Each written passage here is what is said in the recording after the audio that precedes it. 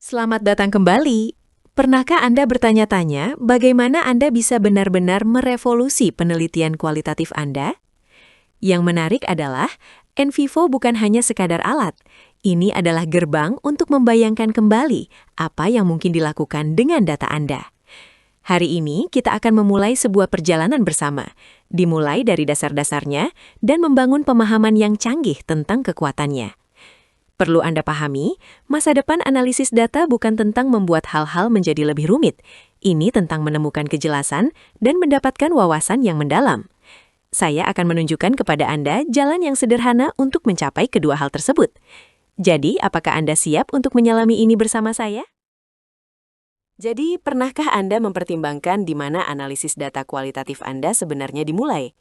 Nah, yang menarik adalah semuanya berawal dari apa yang kami sebut browsing di NVivo.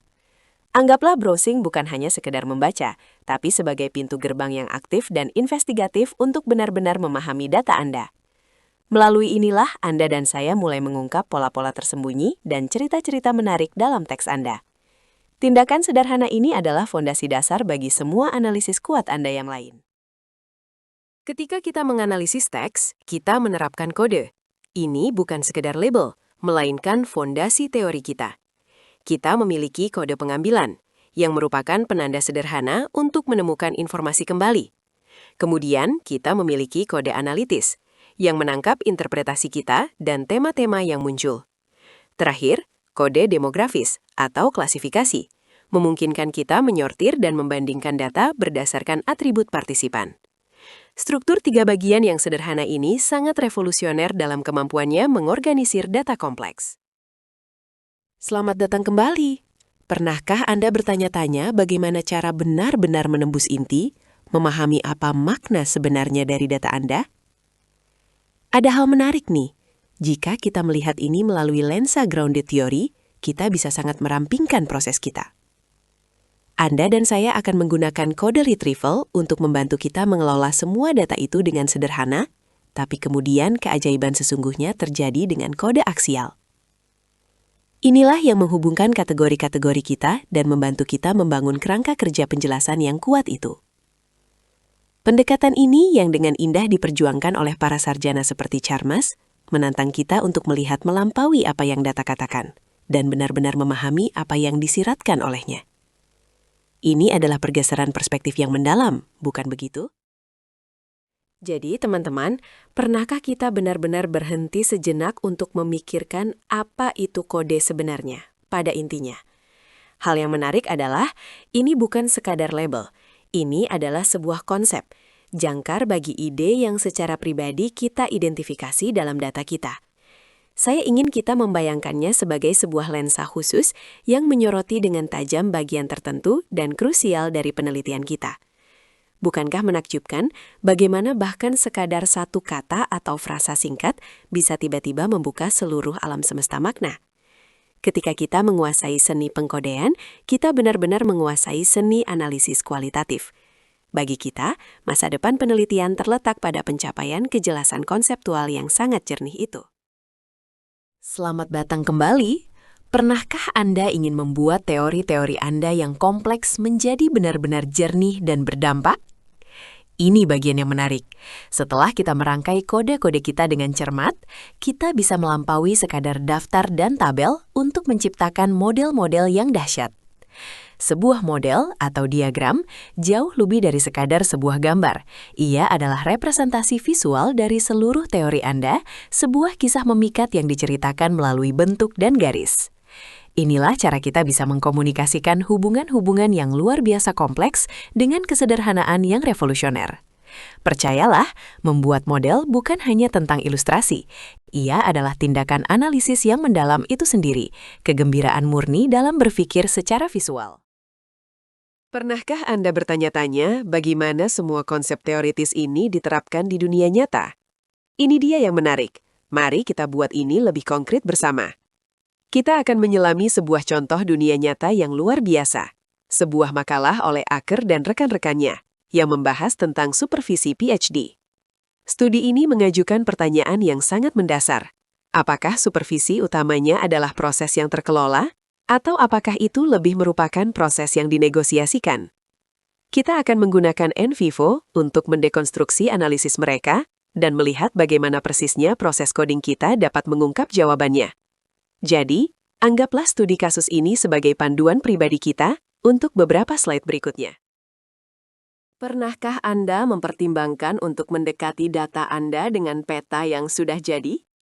Hal menariknya adalah, salah satu cara ampuh kita dapat melihat data ini adalah dengan menggunakan kerangka teori yang sudah ada. Ini adalah pengujian hipotesis klasik, di mana kita memulai dengan dua teori yang saling bersaing. Pertama, ada model manajemen rasional, yang pada dasarnya melihat siswa sebagai pembelajar pasif yang bergerak melalui proses terstruktur. Kemudian, kita memiliki model tatanan negosiasi, yang merupakan pendekatan yang lebih interpretatif, menunjukkan bahwa seluruh proses itu diciptakan bersama melalui interaksi. Bersama-sama, kita akan menggunakan NVivo untuk melihat teori mana dari kedua teori ini yang sebenarnya didukung oleh data kita. Jadi kawan, pernahkah kamu bertanya-tanya bagaimana kita sebenarnya menguji teori-teori ini dengan data kita? Nah, ada hal menarik. Untuk melakukannya, kita perlu mendefinisikan beberapa kode yang sangat spesifik. Untuk model manajemen rasional, kita akan mencari kata-kata seperti manajer, tonggak, dan kontrol, bahasa khas dari sistem yang sangat terstruktur. Namun, untuk model tatanan negosiasi, kode-kode kita terlihat sangat berbeda, bukan begitu? Kita akan mencari negosiasi, diskusi, kesepakatan, dan bahkan kepedulian, karena kata-kata ini mengungkapkan proses yang jauh lebih berpusat pada manusia dan interaktif. Kode-kode yang kita temukan bersama benar-benar akan menerangi jalan kita ke depan. Namun, kawan, pernahkah Anda menemukan diri Anda dengan dataset yang kaya, tetapi tanpa teori awal untuk diuji? Ini yang menarik. Saat itulah Anda dan saya bisa benar-benar membayangkan kembali prosesnya dengan grounded theory. Di sini, kita tidak memulai dengan hipotesis. Kita membangun teori kita dari dasar, membiarkan data berbicara kepada kita terlebih dahulu melalui kode induktif. Anda dan saya mendeskripsikan apa yang kita lihat, lalu menggunakan axial coding untuk menghubungkan dengan indah semua konsep yang muncul itu. Dan langkah terakhir, itu selalu berupa modal yang meyakinkan, sebuah sintesis visual dari teori baru yang telah kita bangun bersama dengan cermat. Bagi kita, masa depan ada di sini, dan itu dibangun atas kisah-kisah kuat dalam data kita. Selamat datang kembali. Pernahkah Anda bertanya-tanya bagaimana menerapkan grounded theory secara praktis? Yang menarik adalah, mari kita terapkan pendekatan GT ini pada makalah akar yang kita bahas itu. Ini sungguh proses dua tahap yang sederhana bagi kita. Pertama, kita akan menyelami data mentah, yaitu kata-kata langsung dari para mahasiswa dan supervisor sendiri, mengkodekan hal-hal seperti rencana, arahan, dan meninjau ulang. Kemudian, untuk tahap kedua, kita akan menganalisis analisis itu sendiri, yaitu meta wacana dari penulis aslinya. Ini benar-benar langkah revolusioner, karena ini menunjukkan kepada kita bagaimana grounded theory sebenarnya dapat mencakup dan bahkan membangun di atas pendekatan pengujian hipotesis. Ini benar-benar mengintegrasikan kedua dunia, bukan begitu? Pernahkah Anda menyadari kekayaan luar biasa yang muncul ketika Anda membiarkan data berbicara dengan sendirinya? Yang menarik adalah, melalui pengkodean induktif, kita bisa menarik kode-kode secara langsung dari teks, seperti keterampilan mendengarkan supervisor, atau bahkan siswa merasa berenergi. Kita bisa menangkap dinamika rapat yang menarik dengan mengontraskan penetapan agenda dengan agenda terbuka. Dan kita bisa mengidentifikasi struktur kekuasaan krusial tersebut dengan kode-kode seperti kebebasan versus supervisor memberi perintah. Bukankah menakjubkan bagaimana setiap kode ini adalah bagian penting dari teka-teki, sebuah sinyal langsung dari jantung data kita? Nah, kawan, ini membawa kita pada sebuah pertanyaan yang sungguh mendasar tentang bagaimana kamu dan aku menafsirkan data kita. Pernahkah kamu mempertimbangkan apakah kamu lebih condong sebagai seorang empirisis atau interpretivis? Hal menariknya adalah, para empirisis cenderung fokus pada analisis konten, dengan cermat menghitung dan mengkategorikan apa yang secara eksplisit dapat diamati. Tapi bagi kita para interpretivis, kita percaya bahwa kita harus menggali lebih dalam, mendekonstruksi materi itu sendiri. Kita harus melihat di balik kata-kata untuk mengungkap struktur tersembunyi dan asumsi yang mendasarinya. Bagi kamu dan aku, masa depan sejati dari wawasan yang mendalam terletak pada tingkat analisis yang jauh lebih dalam ini. Jadi kawan, pernahkah kamu benar-benar memikirkan apa yang sebenarnya kita amati saat kita menghadapi data kualitatif? Ini yang menarik. Itu bukan cermin sempurna yang memantulkan kenyataan, melainkan sebuah permadani yang kaya dan kompleks, terjalin dari metafora, idiom, dan pengalaman yang sangat pribadi. Tugas kita, kamu dan aku, adalah mendalami makna yang lebih dalam secara ilmiah. Kita menggunakan induksi, dengan cermat membangun kesimpulan kita langsung dari bukti yang kita temukan. Kita menggunakan triangulasi, yang berarti melihat suatu titik yang sama dari berbagai sudut pandang untuk menciptakan peta mental yang benar-benar lengkap. Dan yang krusial, kita menganalisis kausalitas dan makna. Inilah kawan, bagaimana kamu dan aku mencapai kesimpulan yang valid dan benar-benar kuat. Teman, mari kita realistis sejenak ya. Pernahkah Anda merasa kewalahan dengan begitu banyaknya data kualitatif? Ini yang menarik. Volume teksnya bisa sungguh luar biasa. Dan saya maksudkan itu dalam arti aslinya yang paling mendalam. 30 wawancara bisa dengan mudah membengkak menjadi 600 halaman teks, menghasilkan puluhan kode, berbagai modal, dan bab-bab utuh. Mudah sekali tersesat di dalamnya, bukan begitu? Tapi solusinya sebenarnya cukup sederhana bagi Anda dan saya. Kuncinya adalah manajemen proyek. Anda mutlak membutuhkan diagram Gantt. Anda harus menetapkan ruang lingkup dan menentukan jadwal yang jelas. Inilah teman, cara Anda benar-benar menaklukkan data, alih-alih membiarkannya menaklukkan Anda. Selamat datang kembali. Pernahkah Anda benar-benar berhenti sejenak untuk mendengarkan suara khas para supervisor dalam data kita? Ini yang menarik. Anda akan segera menyadari tema kemandirian yang kuat dan berulang. Mereka akan mengatakan hal-hal seperti, mereka harus sangat berkemauan keras, saya tidak tahan dengan mahasiswa yang selalu harus Anda beri ide. Ada juga fokus yang kuat pada struktur dan proses, setuju kan? Namun, disinilah letak nuansanya. Beberapa supervisor sebenarnya menggambarkan pendekatan yang lebih dinamis, dimulai dengan struktur yang tegas, dan kemudian dengan luas melonggarkan batasan-batasan tersebut seiring waktu. Bagi Anda dan saya, kutipan-kutipan menarik ini adalah bahan mentah utama dari analisis revolusioner kita. Nah kawan, pernahkah Anda mempertimbangkan apa yang terjadi jika kita benar-benar mengubah sudut pandang? Yang menarik adalah, para mahasiswa menceritakan kisah yang sama sekali berbeda, bukan? Mereka berbicara tentang kekayaan hubungan, rasa santai, dan ikatan pribadi yang tulus. Anda akan mendengar mereka menceritakan tentang mengenal keluarga pembimbing mereka dan bahkan berbagi momen-momen pribadi.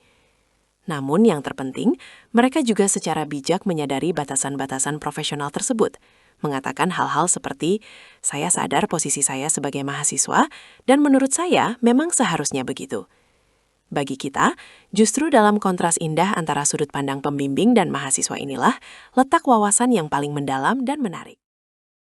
Nah, teman-teman, pernahkah kalian bertanya-tanya bagaimana kita bisa menganalisis secara efektif berbagai perspektif yang luar biasa berbeda ini dalam NVivo? Yang menarik adalah kita perlu membuat apa yang kita sebut kasus. Sebuah kasus bisa berupa seseorang, sebuah institusi, atau bahkan sebuah lokasi spesifik, sesuai dengan tuntutan unit analisis Anda. Langkah paling pertama adalah casing, yang secara sederhana berarti kita mendefinisikan batas-batas yang tepat dari setiap unit yang sedang kita teliti.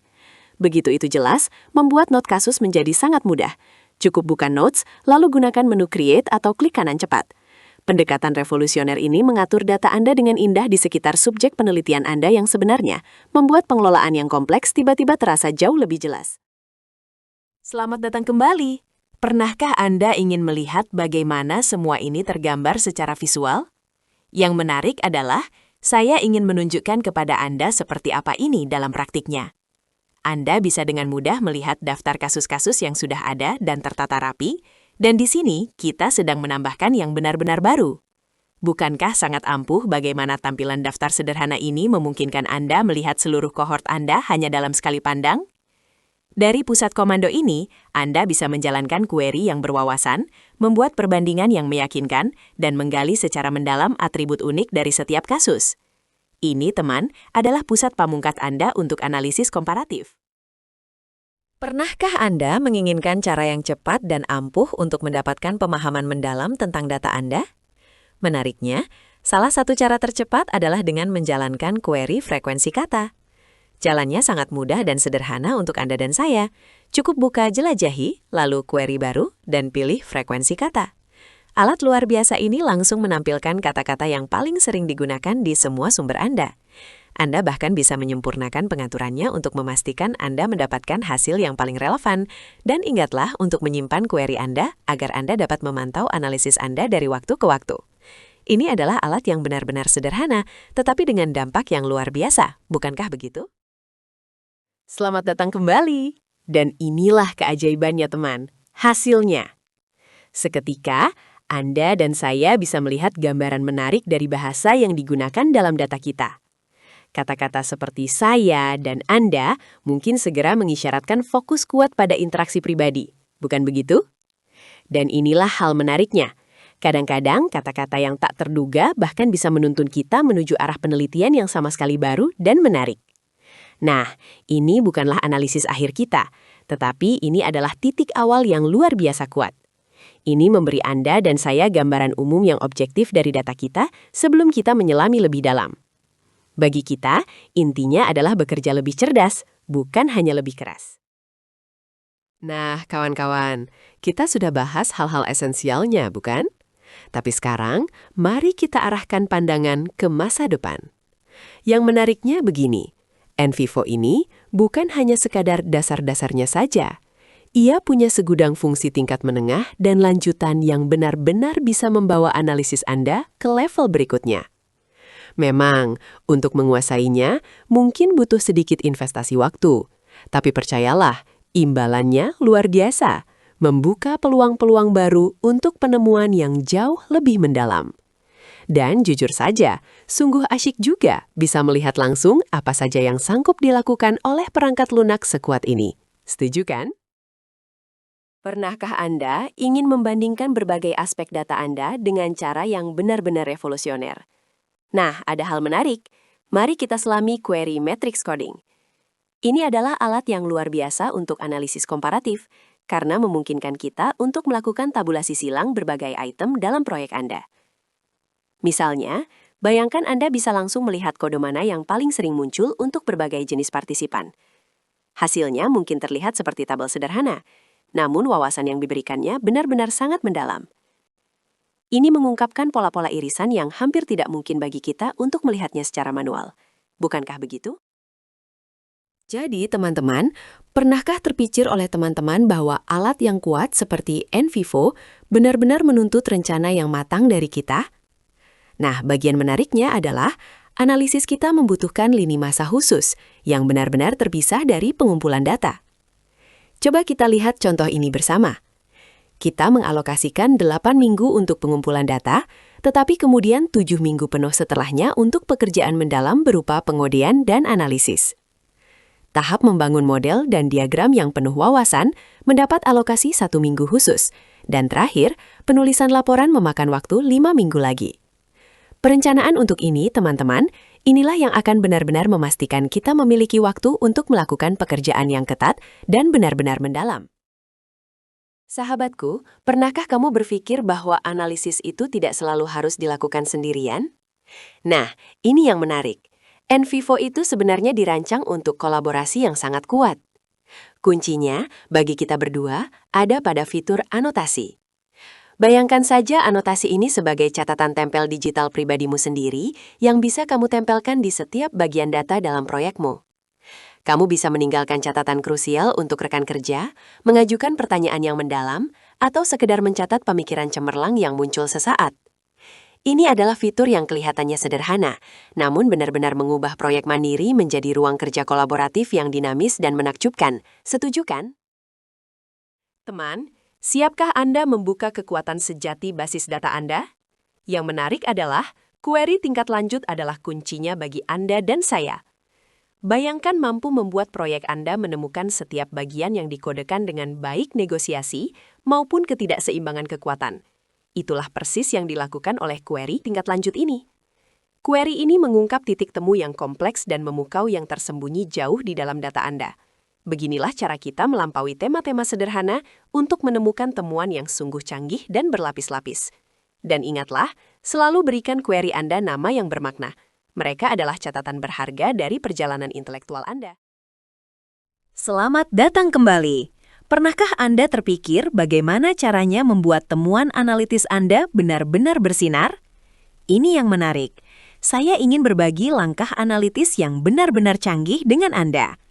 Daripada hanya menyajikan dua model yang bersaing, Anda dan saya sebenarnya bisa menunjukkan bagaimana satu model dengan indahnya mencakup model lainnya. Ini adalah cara yang sangat ampuh untuk mensintesis temuan Anda, menunjukkan bahwa realitas bukanlah sekedar salah satu atau yang lain, tetapi keduanya sekaligus yang kaya, dengan satu kerangka kerja memberikan konteks yang lebih luas bagi yang lainnya.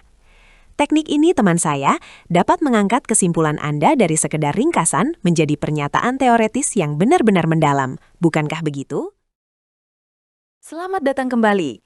Pernahkah Anda bertanya-tanya apa kesimpulan akhir dari studi kasus kita? Nah, ini yang menarik.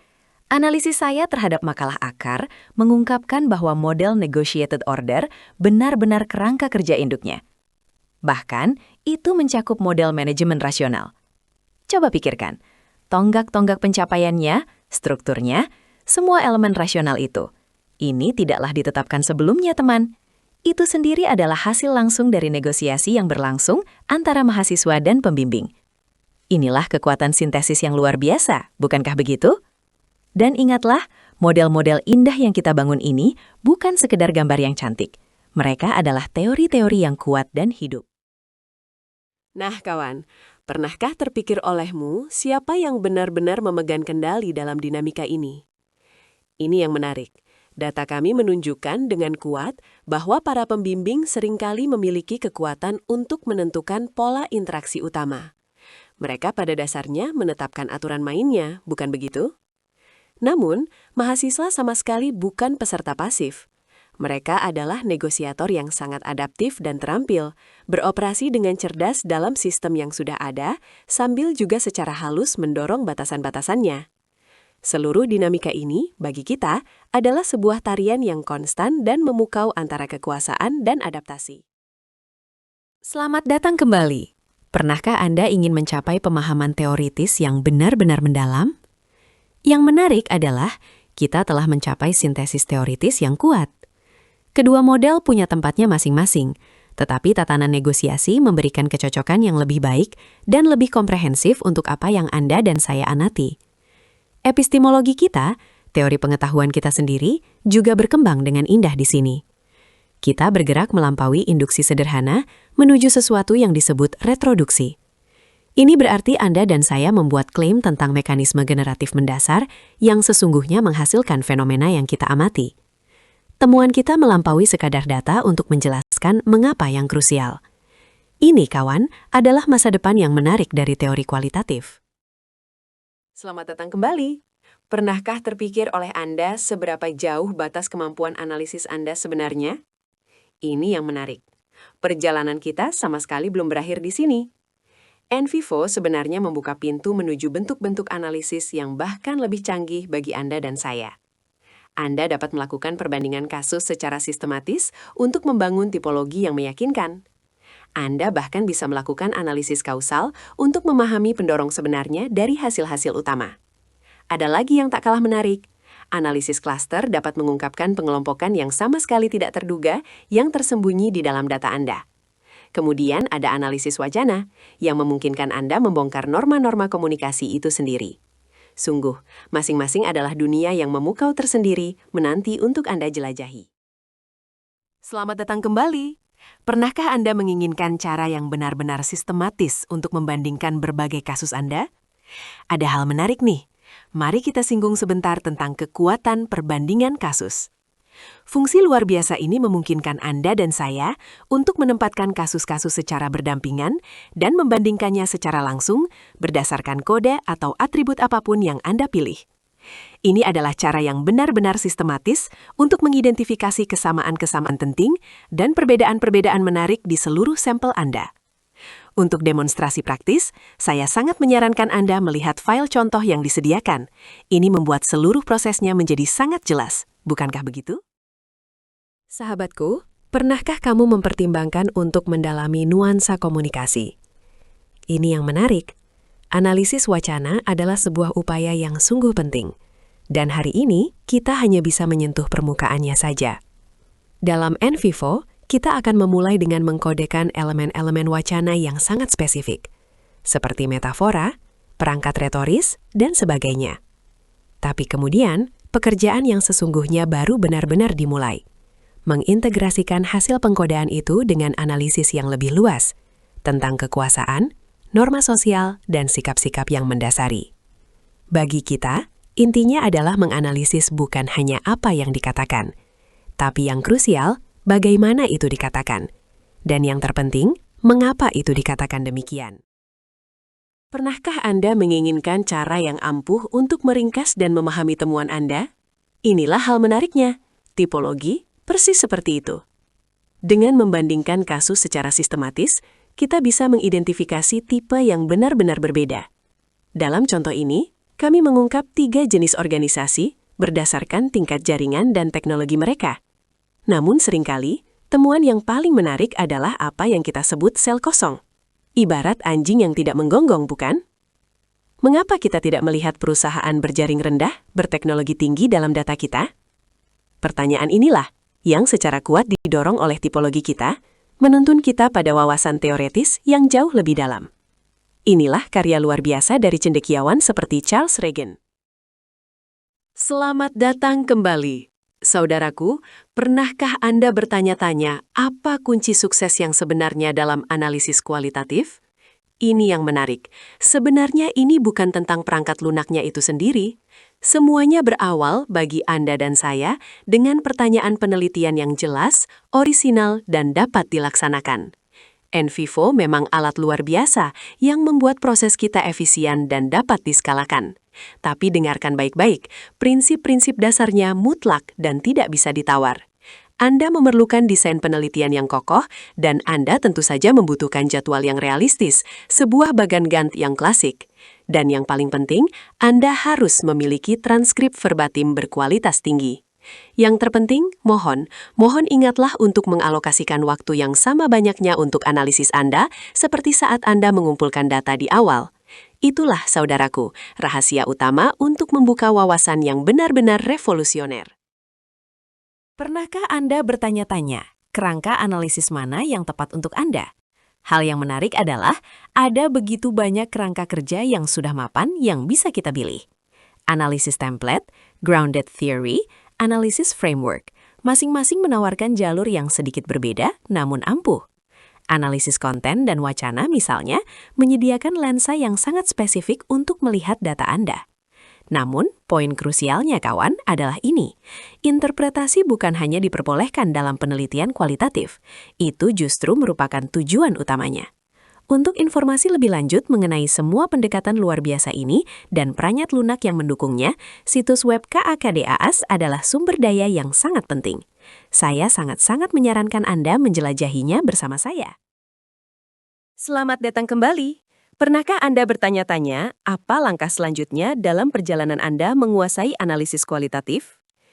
Ini dia yang menarik. Kedua buku ini sungguh panduan yang sangat baik bagi Anda dan saya. Gibbs memberikan tinjauan umum yang luar biasa tentang analisis dengan menggunakan NVivo 7 sebagai contoh praktis.